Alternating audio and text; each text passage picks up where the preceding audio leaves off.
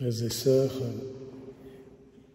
nous avons pris l'habitude, les premiers dimanches du mois, de méditer sur différents articles de notre credo, de notre profession de foi.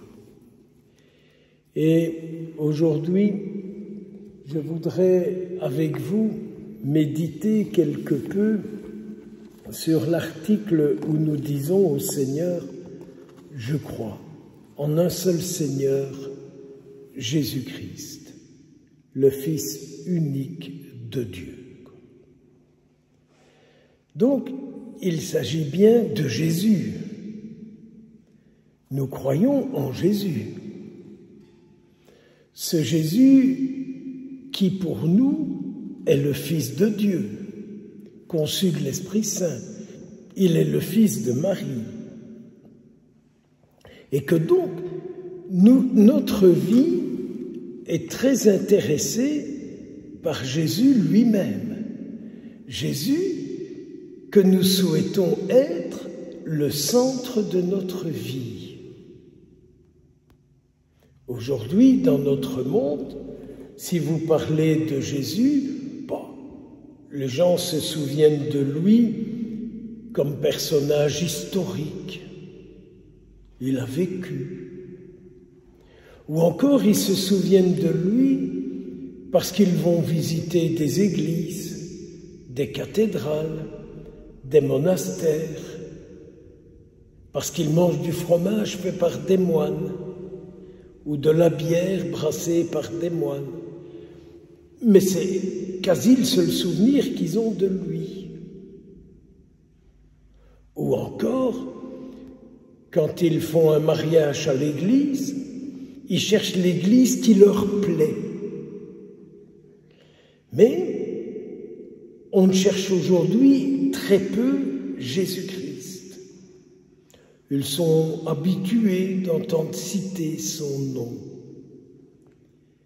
Mais il n'est pas plus pour eux, ou pas encore. Il s'agit bien de qui il est pour nous. Si nous sommes venus à la messe ce matin, c'est parce que Jésus est quelqu'un pour nous et que nous croyons ce que Jésus dit. J'espère que vous croyez tout ce que Jésus dit. Par exemple, de Jésus qui dit « Moi, je suis toujours avec toi. Je serai toujours avec vous. » Qu'est-ce que ça veut dire, ça? Est-ce que je crois vraiment qu'il est toujours avec moi? En voiture, quand je fais des courses, quand je fais un travail, que je sois au jardin, que je sois au bureau, que je sois ailleurs, il est toujours avec moi. Est-ce que nous croyons ça? Ou plutôt, est-ce que c'est ça que je vis? Est-ce que c'est bien ça que je vis? Nous nous réunissons pour l'Eucharistie. Oui, l'Église est ici superbement belle, superbement entretenue, c'est magnifique. Est-ce que nous croyons qu'il est là, présent avec nous? Est-ce que nous le croyons? Mais est-ce que nous le croyons vraiment? Je vous invite à être attentif à sa présence ici, maintenant. Parce qu'il a dit, si c'est en mon nom que vous êtes réunis, je suis là. Si c'est en mon nom que vous êtes réunis, il faut entendre ce qu'il dit. Est-ce que c'est vraiment lui qui nous rassemble aujourd'hui?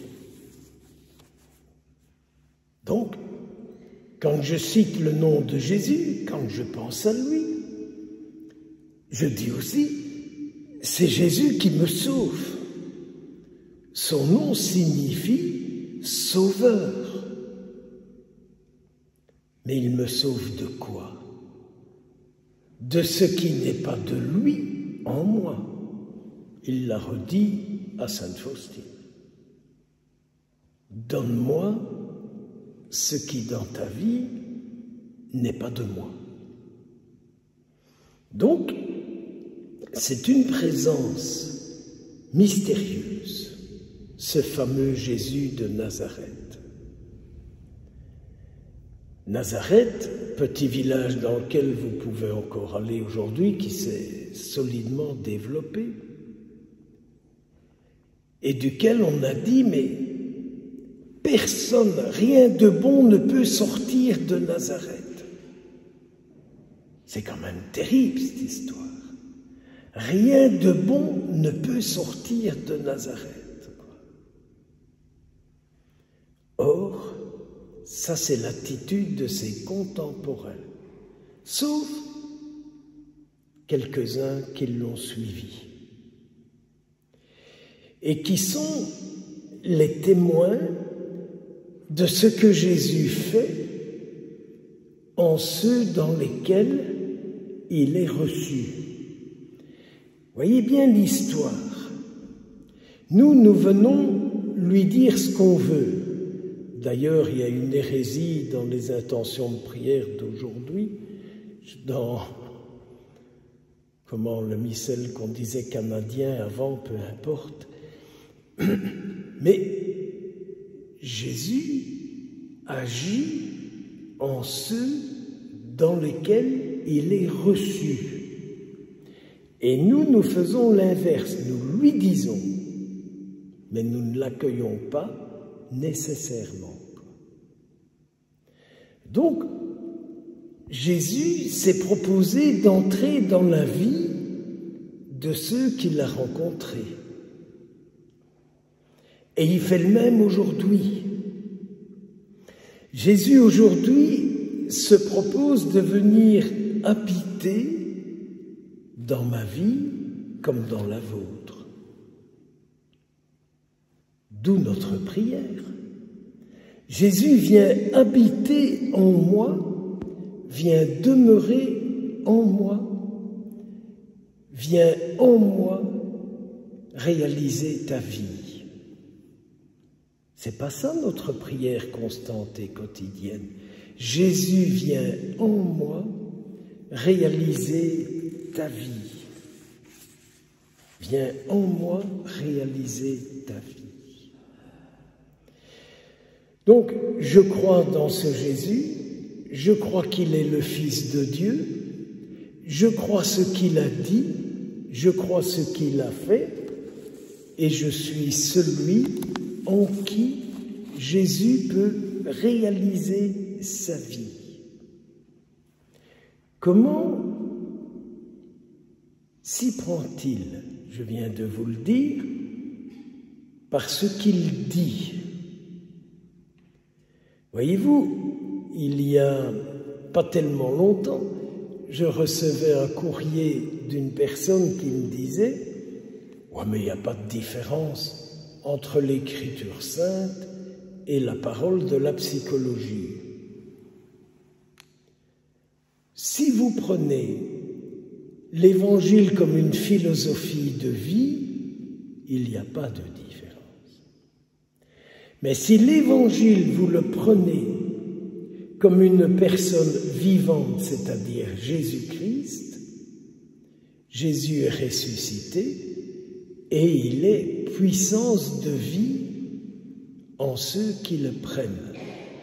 Donc, quand je récite, quand je retiens ces paroles, il est puissance de vie en moi. Je le crois, je l'affirme et j'essaye de le vivre. Un autre aspect, qui est quand même pas des moindres, c'est notre communion au corps de Jésus. Quand je vous dis le corps du Christ, c'est vraiment Jésus avec son corps et avec son sang que je vous donne. Je sais qu'il y a des endroits où on peut communier sous les deux espèces. Alors moi je veux bien tout, mais je ne vous cache pas que parfois quand on voit qu'on communie par intinction, ça devient parfois un peu le rince-doigt. Hein. On trempe, on tourne, on fait pliche, plache, ploche, et ça devient aspergesmé quand même. Je ne vous dis pas, c'est le corps sans vie de Jésus. Je vous dis le corps du Christ. Donc c'est un corps vivant. C'est Jésus vivant que vous recevez. Donc, si c'est Jésus vivant que je reçois, c'est Jésus vivant qui vient réaliser sa vie en nous. Est-ce que nous croyons ça? Que quand je communie, c'est Jésus vivant qui vient réaliser sa vie en moi et qui vient œuvrer en moi afin que rien de ce qui ne lui est opposé ne puisse me détruire, mais bien du contraire. Et qui donc, si c'est Jésus vivant que je reçois, et si c'est par lui que je vis, automatiquement, Jésus sera rayonnant. Alors quand je vous disais que pour prions en église, le nom me revient, il y avait une hérésie dans les intentions, enfin on utilise un peu ça trop facilement, où il est dit « Nous te prions pour les puissants de ce monde ». Mais Tintin broque des viols, hein. Les puissants, c'est qui? Ce sont ceux qui portent Dieu. C'est pas ceux qui ont un pouvoir style Monsieur Trump ou un autre sauvage ailleurs. Les puissants, ce sont ceux qui portent Dieu. Ce sont ceux qui portent Dieu. Donc, ce Jésus qui dit « Le Père et moi, nous sommes un ». Le Père est toujours à l'œuvre, moi aussi je suis à l'œuvre. Ce que le Père veut, je le fais. Vous voyez, il faut toujours revenir à ces saintes paroles et vivre de celles-là. Et donc, si je communie et que c'est vraiment lui que je reçois, alors c'est lui qui agit, c'est lui qui parle. Et nous ne serons plus attristés dans les familles, parce que combien de gens ne me disent pas « Père, mes enfants ne pratiquent pas, plus ». Et pourtant, si vous saviez, on les a amenés à la messe, on les a mis au catéchisme, on les a inscrits au cours de religion. J'entends ça tout le temps. Mais est-ce que le problème, question, le problème ne viendrait-il pas du fait que nous ne laissons pas Jésus vivre en nous? Parce qu'automatiquement, si Jésus vit en nous, il touchera ceux qui sont auprès de nous. Ne vous tracassez pas avec ça. Ne vous tracassez pas avec ça. Laissez-le vivre en vous et ne lui dites pas ce qu'il doit faire. Il n'y a rien de plus infernal que de rencontrer quelqu'un qui vous dit toujours « tu dois faire comme ça et tu ne peux pas faire comme ça ». C'est épouvantable pour vous, mais c'est épouvantable pour les autres, de toujours avoir comme ça une espèce de dictateur, quoi. Tu dois faire comme ça, tu ne peux pas faire comme ça, tu vas écouter. Nous faisons ça avec Jésus. Laissons-le vivre en nous. Et alors, le monde verra qu'il est la puissance de notre vie et que nous ne sommes pas attaqués par les agressions du monde, quoi. Je crois en Jésus-Christ. Je crois tout ce qu'il a dit. Je crois qu'il vient vivre en moi. Je crois qu'il vient habiter en moi. Comme le dit saint Paul, il est notre serviteur, il est le serviteur de Dieu en nous. Ma vie, c'est sa vie. Jésus, il est Dieu.